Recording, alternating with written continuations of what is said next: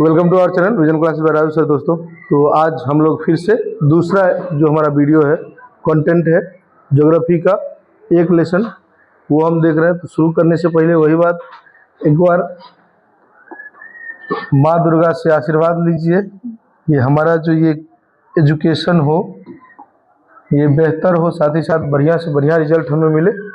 चलिए आइए हम क्लास की शुरुआत करते हैं। हम इससे पहले के क्लास में इससे पीछे की चीज़ों को देख लिए हुए थे। आज हम लोग पीछे के क्लास में क्या क्या देखे हुए थे, जो हमारा विचारधारा थी हम उसको देखे हुए थे। जैसे सबसे पहला निश्चयवादी विचारधारा थी, जिसको हम लोग नियतिवाद भी कहते हैं। उसके बाद जो है सो हमने संभववादी विचारधारा को देखा हुआ था। उसके बाद हमने नव निश्चयवादी विचारधारा को देखा हुआ था।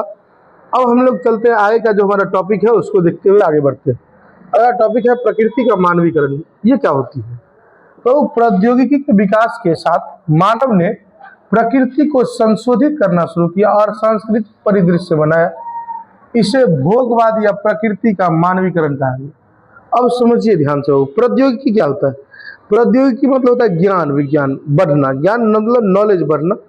जब मानवों में नॉलेज का विकास हुआ ना, जैसे जैसे मानव में ज्ञान का विकास हुआ, मानव ने प्रकृति को संशोधित करना शुरू किया। संशोधित करने का मतलब होता है बाबू इस्तेमाल करना, जगह कहते हैं।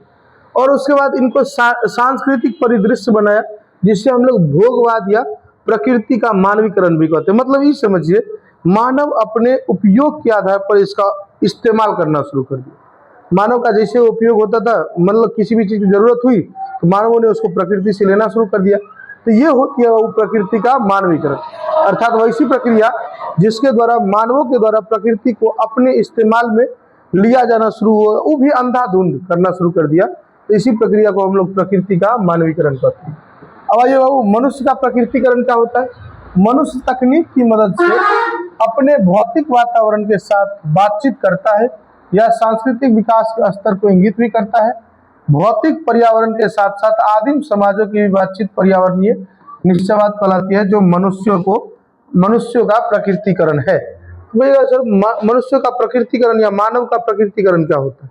पुराने समय में मानव का प्रकृतिकरण हुआ करता था। अर्थात क्या है कि मानव प्रकृति के हिसाब से चलती थी। मानव प्रकृति को ही भगवान मानता था, और जितने भी पूजा पाठ ये सब चीजें होती थी वो सारी की सारी प्रकृति की हुआ करती थी।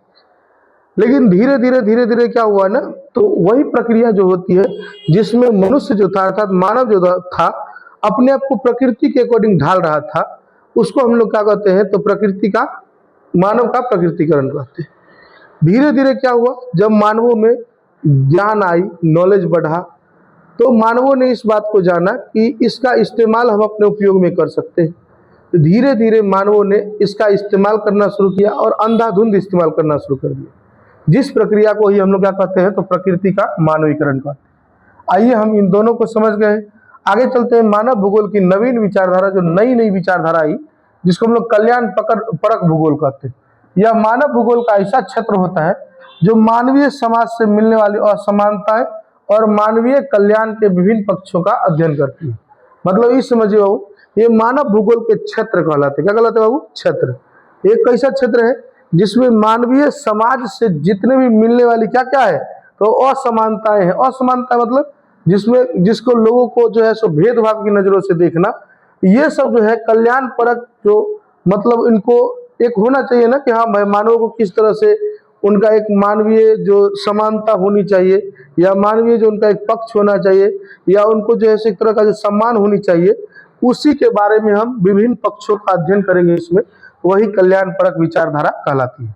आगे आइए, वो मानवतावादी भूगोल किसको कहते हैं? तो मानवतावादी भूगोल सामाजिक आर्थिक जीवन का समसामयिक घटनाओं तथा स्थानिक सामाजिक संगठन के अध्ययन का वरीयता प्रदान करती है। चलिए आगे हम लोग देखते हैं बाबू, मानव भूगोल के क्षेत्र और उपक्षेत्र के बारे में बात करते हैं। मानव भूगोल के क्षेत्र और उपक्षेत्र पृथ्वी की सतह पर मानव जीवन के सभी तत्वों के हर पहलू का व्याख्या करते हैं। मतलब क्षेत्र उपक्षेत्र क्या होता है? तो मानव भूगोल के क्षेत्र उपक्षेत्र जो है वो पृथ्वी की सतह पर मानव जीवन के जितने भी तत्व है उनके सभी पहलुओं का व्याख्या करता है ये क्षेत्र उपक्षेत्र। तो आइए बाबू, हम लोग इनके प्रमुख अध्ययन वाले क्षेत्र, अध्ययनशील क्षेत्र को हम देखते हैं। पहले सामाजिक भूगोल होता है। सामाजिक भूगोल में हम लोग क्या जानते हैं? तो इसमें सांस्कृतिक भूगोल जानेंगे, व्यवहारवादी भूगोल जानेंगे, समाज कल्याण का भूगोल जानेंगे, अवकाश का भूगोल जानेंगे, लिंग का भूगोल जानेंगे, ऐतिहासिक भूगोल, चिकित्सा भूगोल, इन सब चीज़ों के बारे में हम लोग जानेंगे। अगर ये नगरीय भूगोल होता है, ये जनसंख्या भूगोल होता है, ये सब क्या है, क्षेत्र है, अध्ययन करने वाले क्षेत्र है। अब राजनीतिक भूगोल किसको कहते हैं, जिसमें निर्वाचन क्षेत्र और सैन्य भूगोल के बारे में हम लोग अध्ययन करेंगे। आगे होता है आवास भूगोल, और सबसे लास्ट होता है आर्थिक भूगोल, जिसमें हम लोग संसाधन के बारे में जानेंगे, कृषि, उद्योग, विपणन के बारे में, पर्यटन के बारे में, अंतर्राष्ट्रीय व्यापार, इन सब चीज़ों के बारे में अध्ययन करते हुए या सीखते और समझते हुए आगे बढ़ेंगे। तो हमारा ये चैप्टर खत्म हो गया है। हम यहाँ से ऑब्जेक्टिव और सब्जेक्टिव को देखते हुए आगे बढ़ते हैं। पहला ऑब्जेक्टिव क्वेश्चन है, मानव भूगोल के जनक किसे कहा जाता है? हमने पहले ही बताया हुआ था, एरिस्टोस्थनीज को। किसको कहा जाता है? वो एरिस्टोस्थनीज को। निम्न में से कौन आर्थिक भूगोल का उपक्षेत्र नहीं है? तो 4 ऑप्शन है बाबू। तो 4 ऑप्शन में जो हम जाएंगे तो उसमें सैन्य भूगोल होगा, और सबके सब क्या होंगे, तो आर्थिक भूगोल के उदाहरण होंगे। अगर ये मात्रात्मक क्रांति संबंधित है, मात्रात्मक क्रांति क्या होती है बाबू, ये चीज हम थोड़े आगे चलेंगे तो क्वेश्चन आएगा, उसको हम देखते हुए सीखेंगे। यहाँ दोनों के दोनों होते हैं, मानव भूगोल भी और भौतिक भूगोल। निम्न पुस्तकों में से कौन सा हम्बोल्ट द्वारा लिखा गया है? कास्मास नामक एक बुक है, जिसको किसने लिखा हुआ था? तो हम्बोल्ट ने लिखा हुआ था। निम्न में से कौन मानव भूगोल से संबंधित नहीं है? बाबू समुद्र विज्ञान। कौन सा विज्ञान? समुद्र विज्ञान। आगे आइए, अगला क्वेश्चन है फेब्रे संबंधित नाम याद है होगा आप लोग को, हम बताए हुए थे लुसियन फेब्रे के बारे में, जिन्होंने किस चीज के बारे में बताया हुआ था? तो संभववादी विचारधारा के बारे में बताया हुआ। अब आइए बाबू, आगे है कौन सामाजिक भूगोल का उपक्षेत्र नहीं है? 4 ऑप्शन होंगे, उसमें भी सैन्य भूगोल लिखा होगा। मानव भूगोल के जनक किसको कहा जाता है? राइटजेल को कहा जाता है। किसको कहा जाता है? वो राइटजेल। ये परिभाषा मानव भूगोल के बारे में दिया हुआ था कि मानव भूगोल क्रियाशील मानव और अस्थायी पृथ्वी के बीच परिवर्तनशील संबंधों का अध्ययन है। ये कुमारी संपल नामक एक भूगोल वेत्ता थी, उनके द्वारा दिया गया। हम लोग आगे बढ़ते हैं बाबू। संभववाद अवधारणा में किस घटक को महत्वपूर्ण माना जाता है? बाबू मानवीय घटक को। जब हम आगे बढ़ेंगे तो उसमें देखेंगे ऑप्शन आएगा प्राकृतिक घटक, मानवीय घटक, दोनों इनमें से कोई नहीं, तो हम लोग मानवीय घटक को लेके चलेंगे। निश्चयवादी विचारधारा के प्रणेता कौन थे, या कौन निश्चयवादी विचारधारा को बताए हुए थे? तो बाबू वो कौन थे? तो वो थे ग्रिफिथ टेलर जी। कौन थे बाबू? ग्रिफिथ टेलर जी। अब आइए, निम्नलिखित में से कौन सा भौगोलिक सूचना का स्रोत नहीं है? तो जब हम ये पढ़ने के लिए जाएंगे ना बाबू, तो हम देखेंगे कि क्योंकि भूगोल जो है ना बाबू, भूगोल हमें पृथ्वी के सतह की बात कराती है, ये नहीं कि भूगोल चंद्रमा की बात कराती है। तो चंद्रमा के सतह के जो पदार्थ, चंद्रमा से जो चट्टानी नमूने मिले हुए थे, वो मानव भूगोल के भौगोलिक सूचना को नहीं बताते। आगे ये प्रकृति और मानव के बीच पारस्परिक क्रिया का सबसे महत्वपूर्ण कारक क्या होता है? वो तकनीक होता है। जैसे जैसे मानवों ने तकनीक का विकास किया, नॉलेज बढ़ी, मानव ने चीजों को उपयोग करना जाना, वैसे वैसे मानव जो है वो प्रकृति के बीच में अपनी पारस्परिक क्रिया को संपन्न करना शुरू कर दिया। निम्न में से कौन मानव भूगोल का उपागम नहीं है? वही बाबू मात्रात्मक क्रांति। इनमें से कौन सामाजिक भूगोल का उपशाखा नहीं है? बाबू सामाजिक भूगोल का उपशाखा चिकित्सा भूगोल नहीं है। आगे हम जब चलेंगे तो आपको ये सब चीज बढ़िया से क्वेश्चन के आधार पर याद रखना है। आगे बाबू, स्थानिक संगठन भौगोलिक अध्ययन का उपागम रहा कब से कब तक? 1950 से लेकर 1960 के बीच में। अभी क्वेश्चन हमने बताया, नवनिश्चयवादी संकल्पना का प्रतिपादन किसने किया? प्रणेता कौन थे बाबू? ग्रिफिथ टेलर जी। निम्न में कौन मानव भूगोल से संबंधित नहीं है? मात्रात्मक क्रांति मानव भूगोल से संबंधित नहीं। अब कहिएगा सर मात्रात्मक क्रांति क्या है? 2 मिनट रुकिए, हम लोग जब ये आगे स्लाइड बढ़ते चलेंगे तो मात्रात्मक क्रांति नामक क्वेश्चन आएगा, जिसको हम लोग समझ जाएंगे वहाँ। और ये मानव भूगोल किसका अध्ययन है? तो मानव और पर्यावरण के बीच संबंधों का अध्ययन। आधुनिक मानव भूगोल के जनक राइटजेल को माना जाता है। किसको माना जाता है बाबू? राइटजेल। आगे चलते हैं बाबू, अगला क्वेश्चन, राइटजेल की कौन सी पुस्तक थी? एंथ्रोपोजियोग्राफी। कौन सा थी? एंथ्रोपोजियोग्राफी। अब आइए, मानव को वातावरण से सहयोग प्राप्त करना अनिवार्य है, यह कथन किसने कहा था? राइटजेल जी ने कहा। राइटजेल महोदय थे, उन्होंने कहा हुआ था। मानव भूगोल अस्थायी पृथ्वी और क्रियाशील मानव के बीच संबंधों का अध्ययन है, परिवर्तनशील संबंधों का अध्ययन है। अभी तुरंत हम बोले हुए थे, एलन सैंपल जी। आगे ये बाबू, पॉल विडाल डिला ब्लास और लुसियन फेब्रे दोनों मिलकर किसका बताए हुए थे? संभावनावाद या संभववाद। याद रखिएगा, प्रकृति मनुष्य को विकल्प देती है परंतु चयन मनुष्य खुद करता है, यह कथन किसने कहा हुआ था? विडाल डिला ब्लास जी।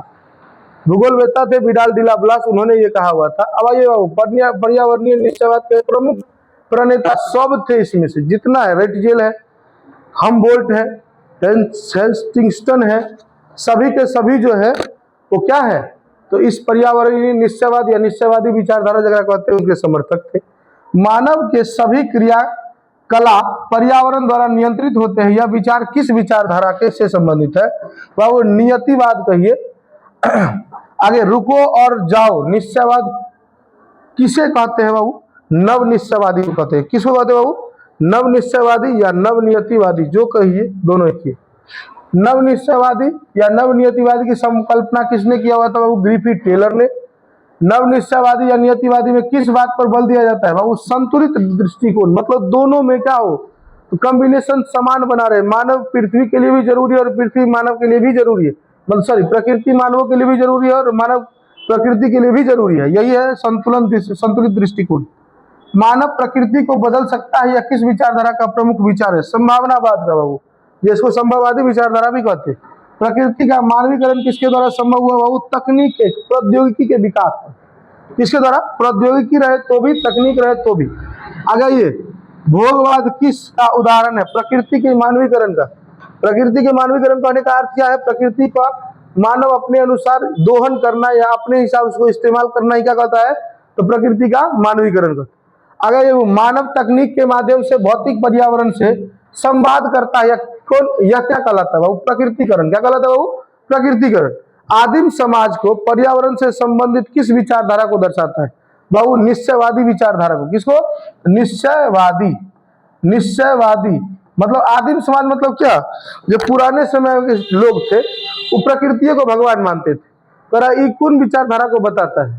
तो ये बताता है बाबू निश्चयवादी या नियतिवादी विचारधारा को। मानव भूगोल का कौन सा क्षेत्र सांस्कृतिक व्यवहार और समाज से संबंधित होता है बाबू? तो सामाजिक भूगोल। कौन सा भूगोल बाबू? सामाजिक भूगोल। ऐतिहासिक भूगोल किस श्रेणी में आता है बाबू? तो ये भी सामाजिक भूगोल में आता है। चिकित्सा भूगोल से कौन संबंधित है बाबू? स्वास्थ्य और पर्यावरण। निर्वाचन भूगोल से किसका मतलब किसके अंतर्गत आता है बाबू? राजनीतिक भूगोल के अंतर्गत आता है। किसके अंतर्गत आता है बाबू? राजनीतिक भूगोल। आगे ये सड़क रेल नेटवर्क मानव भूगोल के किस सिद्धांत का उदाहरण है बाबू? संभावनावाद। जैसे जैसे लोगों ने तकनीक का विकास किया, लोगों ने इस बात को जाना कि हम प्रकृति का अपने हिसाब से मतलब जो है सो उपयोग कर सकते हैं, तो लोगों ने अपने चीजों को जो उनके कामों को आसान करना शुरू कर देता है, जो उनके कामों को आसान करता है उन चीजों का निर्माण करना इन्होंने शुरू कर दिया। आगे नगरीय भूगोल में मुख्यतः क्या अध्ययन किया जाता है? नगरों के विकास और उनके कार्यों पर, विकास के जो कार्य है उन पर। अंतर्राष्ट्रीय व्यापार का भूगोल किस क्षेत्र से आता है? आर्थिक भूगोल। अंतर्राष्ट्रीय व्यापार की जब ये बात आएगी तो याद रखिएगा किस भूगोल की बात की जाती है? आर्थिक भूगोल। पर्यावरण मनुष्य को विकल्प देती है, लेकिन चयन मनुष्य खुद करता है। ये किस विचारधारा के अनुसार कहा जाता है बाबू? संभावनावाद या संभववाद के अनुसार। आर्थिक भूगोल का मुख्य विषय क्या है? तो संसाधन और उनके उपयोग पर अध्ययन करना। क्या है बाबू? तो संसाधन और उनके जो भी उपयोग है उन पर अध्ययन करना। अगर यह पर्यटन भूगोल किस क्षेत्र से संबंधित है? आर्थिक भूगोल से। संसाधन भूगोल का मुख्य फोकस क्या होता है बाबू? संसाधनों को खोजना तथा उसका इस्तेमाल करना सही रूप से, इन्हें की दोहन करना, सही रूप से उनका उपयोग करना। सांस्कृतिक परिदृश्य किसका परिणाम है बाबू? मानव क्रिया के। मानव जैसे जैसे कार्यों को करते हैं, मतलब अपने अपने सहूलियत के हिसाब से जो चीजें किया जाना शुरू हुआ उसको आप सांस्कृतिक परिदृश्य कह सकते हैं, जिसको पर्यावरण मानव जो है अपनी क्रियाओं के अनुकूल करना शुरू कर दिया। वातावरण को मानवीय आवश्यकताओं के अनुसार ढालना क्या कहलाता है? मानवीकरण। प्रकृति का क्या कहलाता है? मानवीकरण। मानव भूगोल का मूल उद्देश्य क्या है बाबू? तो मानव और पर्यावरण के बीच जो संबंध है पारस्परिक, उस संबंधों को समझना। लुसियन फेवरे किस विचारधारा से संबंधित है? संभावनावाद या संभववादी विचारधारा। याद रखिएगा इस चीज को। आगे आया बाबू संभावनावाद में किस पर बल दिया गया है? मानव क्रियाशीलता को, मतलब मानव जो है वो दोनों के दोनों एक दूसरे के ऊपर डिपेंड है, इंडिपेंडेंट है। आगे ये बाबू प्रकृति इंटरडिपेंडेंट है, सॉरी प्रकृति शक्तियां मार्ग दिखाती है लेकिन दिशा मनुष्य को। ये तो 4 बार आया नहीं। आगे चलिए बाबू, अब हम लोग आते हैं लघु उत्तरीय प्रश्न पर। सबसे पहला प्रश्न है, कहता है मानव भूगोल को परिभाषित करें। बाबू इसमें जो भी लिखा हुआ है हम अपने हिसाब से देखते हुए चलते हैं। मानव भूगोल जो है वो भूगोल की ऐसी शाखा होती है जिसके अंतर्गत जो है हम लोग प्रकृति और मानवों के बीच जो पारस्परिक संबंध है उनके बारे में अध्ययन करते हैं। ठीक है, याद रखिएगा मानव भूगोल की वैसी शाखा होती है जिसके अंतर्गत हम लोग किसके बारे में? तो मानव और प्रकृति के जो परस्पर बीच पारस्परिक संबंध है उन संबंधों का हम लोग अध्ययन करते हैं। आ गया ये बाबू निश्चयवाद से आप क्या समझते हैं? ये 2013 और 16 दोनों में पूछा गया है। तो निश्चयवादी एक विचारधारा है, ऐसी विचारधारा होती है जिसके अनुकूल जो है वो प्रकृति जो है ना, वो मानव जो है ना प्रकृति को ही अपना भगवान मानती थी, अर्थात प्रकृति के अनुकूल ही अपने आप को ढाल लिया हुआ था, अपने आप को उसी हिसाब से अपने आप को लेके चलता था। तो यही जो होती है उसको हम लोग क्या कहते हैं बाबू? निश्चयवादी विचारधारा कहते हैं। आगे आइए बाबू, अगला कहता है मानव भूगोल के कुछ उपक्षेत्रों के नाम लिखे। मानव भूगोल के बहुत सारे उपक्षेत्र है, उनमें से जो भी नाम है लिख दीजिए। जैसे सांस्कृतिक भूगोल, व्यवहारवादी भूगोल, सामाजिक कल्याण का भूगोल, अवकाश का भूगोल, लिंग का भूगोल, ऐतिहासिक भूगोल, चिकित्सा भूगोल, निर्वाचन भूगोल, सैन्य भूगोल, संसाधन भूगोल, कृषि भूगोल, उद्योग भूगोल, विपणन भूगोल, पर्यटन भूगोल, अंतर्राष्ट्रीय व्यापार का भूगोल इत्यादि। इस तरह से आप लिख सकते हैं। आगे आते बाबू, निश्चयवाद और संभववाद के बीच अंतर क्या है? तो निश्चयवादी विचारधारा ऐसी विचारधारा होती है जिसमें प्रकृति को भगवान माना जाता था, लोग प्रकृति की पूजा करते थे, मानव प्रकृति के अनुकूल अपने आप को ढाल लिए हुए था। लेकिन जब संभववादी विचारधारा आई तो लोगों ने इस बात को जाना कि संभावनाएं है कि प्रकृति का हम लोग उपयोग भी कर सकते हैं, प्रकृति को अपने हिसाब से हम लोग इस्तेमाल भी कर सकते हैं प्रकृति का। तो दोनों में बस यही अंतर है कि पहले पूरी तरह से प्रकृति के अनुकूल मानव था, लेकिन जब संभावनावाद विचारधारा आई या संभववादी विचारधारा आई तो लोगों ने धीरे धीरे जो अपना वो विश्वास था उसको धीरे धीरे कम करते हुए प्रकृति का इस्तेमाल करना शुरू कर दिया हुआ। आइए एक बार हम इसको भी देखते हैं। निश्चयवाद के अनुसार मनुष्य का जीवन पूरी तरह से पर्यावरण एवं प्रकृति पर निर्भर था, वही उसी के अनुसार कार्य करता था, जबकि संभावनावाद का मानना था कि मनुष्य बुद्धिमान है और पर्यावरण के अनुसार नहीं बल्कि उनके अनुसार पर्यावरण को वो बदल सकते। इस प्रकार निश्चयवाद में प्रकृति को प्रधान माना जाता था और संभावनावाद में मनुष्य को, जो कि हमने अभी तुरंत कुछ देर पहले बताया हुआ था। अब आइए बाबू, आर्थिक भूगोल के दो क्षेत्रों के नाम, दो क्या हम 4-5 बता देते हैं आपको। संसाधन भूगोल, कृषि भूगोल, उद्योग भूगोल, विपणन, पर्यटन और अंतर्राष्ट्रीय कल्याण का भूगोल या व्यापार का भूगोल। आगे आइए, मानव भूगोल किस प्रकार सामाजिक विज्ञानों से संबंधित है? तो मानव भूगोल जो है वो उसके अंतर्गत हम लोग प्रकृति एवं वातावरण से संबंधित जितने भी अलग अलग प्रकार की क्रियाकलापें हैं उन चीजों के बारे में अध्ययन करते हैं या मानवीय घटकों के बारे में भी अध्ययन करते हैं। और चूंकि जितने भी हमारे सारे सामाजिक विज्ञान है वो सभी के सभी इन्हीं चीजों पर ज्यादा बल देती है, इसीलिए हम कह सकते हैं कि मानव भूगोल जो है वो पूरे तरीके से सभी सामाजिक विज्ञानों से संबंधित है। ठीक है, एक बार आइए हम इसको देखते हैं। कह रहा है कि मानव भूगोल के अंतर्गत धरातल के विभिन्न भागों में प्राकृतिक वातावरण के संबंध में मानवीय क्रियाकलापों के अध्ययन को महत्व दिया जाता है। चूंकि मानव मानवीय समाज की एक महत्वपूर्ण इकाई है, अतः मानव भूगोल में उन सभी सामाजिक विज्ञानों को स्वतः संबंध हो जाता है जो अपने अध्ययनों में मानवीय क्रियाकलापों के प्रमुखता को दिखाता है या बताता है। तो इससे बेहतर हमने आपको बता दिया है कि मानव भूगोल जो है वो सामाजिक विज्ञानों में कैसे सबके सब एक दूसरे से संबंधित है। तो हमने क्या जाना कि मानव भूगोल में प्रकृति और मानवों के बीच जो संबंध है उन संबंधों को जानते हैं, मानवीय घटकों को भी समझते हैं और प्राकृतिक जो चीजें होती है, प्राकृतिक घटनाएं होती है या प्रकृति से संबंधित जो चीजें होती है उस सारी चीजों को भी वो बताती है, अर्थात पृथ्वी पर होने वाली सभी घटनाओं से भी संबंधित होता है। इसी आधार पर हम कह सकते हैं ये सभी के सभी मानव भूगोल भी समझाते हैं, अतः मानव भूगोल सभी विज्ञानों से एक दूसरे से संबंधित है। आगे आइए बाबू, मात्रात्मक क्रांति क्या है? मात्रात्मक क्रांति का महत्व होता है भूगोल में बदलाव, जहां बातों को समझाने के लिए केवल शब्दों के बजाय संख्याएं, आंकड़े और गणितीय चीजों का भी इस्तेमाल किया जाता है। इसे भूगोल का ज्यादा वैज्ञानिक, सटीक और तर्क संगत बनाया जाता है। मतलब ये समझिए बाबू, मात्रात्मक क्रांति क्या होती है? मतलब मानव भूगोल में किए गए बदलाव की बातों को समझाने के लिए ग्राफ के आधार पर, आंकड़ों के आधार पर या फिर कह सकते गणितीय संकेतों के आधार पर सूचित करना या बताना ही क्या कहलाता है? तो मात्रात्मक क्रांति। इसका उद्देश्य क्या था बाबू? इसका मूल उद्देश्य था कि चीजों को पूरी क्लियरली हमारे आपके सामने में सुस्पष्ट रूप से, व्यवस्थित रूप से हमारे पास में पहुंचाना और डाटा को बताना। अब आइए, संभावनावाद या संभववाद क्या कहलाती है? तो संभावनावाद या संभववादी विचारधारा के अनुसार प्रकृति जो है ना, वो प्रकृति और मानव एक दूसरे को अपने आप पूरक मानते थे। अर्थात कहने का क्या मतलब है कि जितना जरूरी प्रकृति मानव के लिए है उतना ही जरूरी क्या है? तो मानव भी प्रकृति के लिए है। अतः इन सभी तथ्यों को देखते हुए उस संभववादी विचारधारा में जब हम जाते हैं तो वहां जो है सो प्रकृति को उतना प्रधान नहीं माना।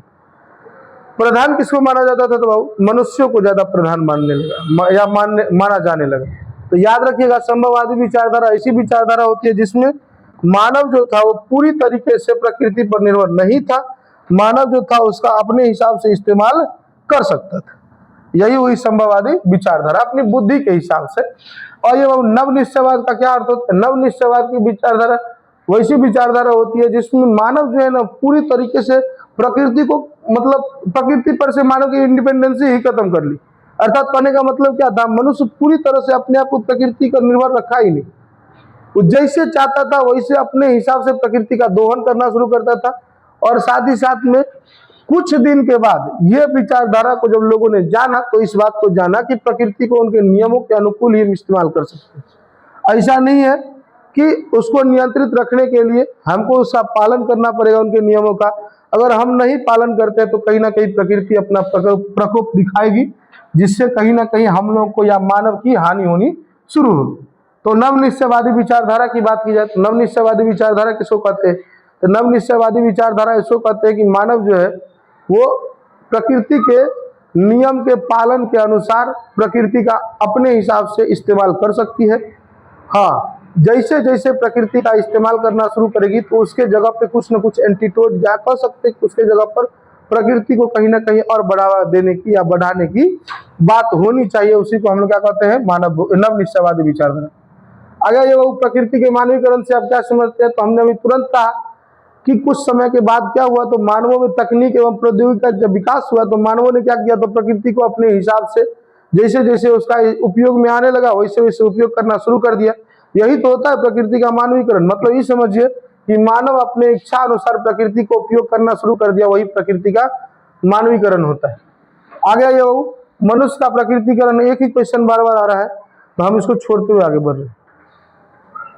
कल्याण परक भूगोल जो कि हमने पहले बताया, मानवतावादी भूगोल हमने बता दिया है। अमूलवादी या रेडिकल विचारधारा किसको कहते हैं? इस विचारधारा के अनुसार गरीबी, भूखमरी, जातिवाद जैसी समस्याओं का अध्ययन करती है। इसमें यह समाज में समान आर्थिक व्यवस्था और संसाधनों पर समान अधिकार की वकालत करती है। अर्थात कहते हैं अमूलवादी विचारधारा क्या होता है?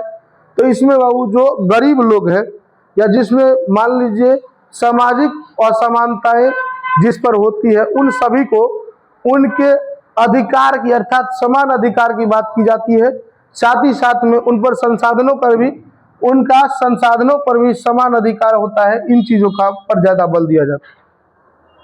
आगे ये बाबू हम लोग आगे देखते हैं तो व्यवहारवादी विचारधारा किसको कहते हैं? तो इस विचारधारा के अनुसार सामाजिक और सांस्कृतिक वर्ग जैसे जातीयता, धर्म और प्रजाति के आधार पर स्थान एवं मानव का व्यवहार का अध्ययन किया जाता है। और इसमें जो है ना विचारधारा या प्रत्यक्ष अनुभव पर आधारित होती है। समाज के लोगों में व्यवहार और उनके व्यवहार के अकॉर्डिंग जो है वो वातावरण में ढलना या वातावरण क्रिएट करना, इसमें हम लोग जानते हैं। तो आज यहीं तक रहने देते हैं। इसके बाद जो भी चीजें होंगी वो नेक्स्ट हम लोग देखेंगे। दीर्घ उत्तरीय प्रश्न है जो कि आगे के स्लाइड में इसको बढ़िया से समझाया जाएगा। मिलते हैं तब तक आप लोग को नेक्स्ट वीडियो के साथ में। तब तक के लिए जय हिंद, जय भारत। चलिए।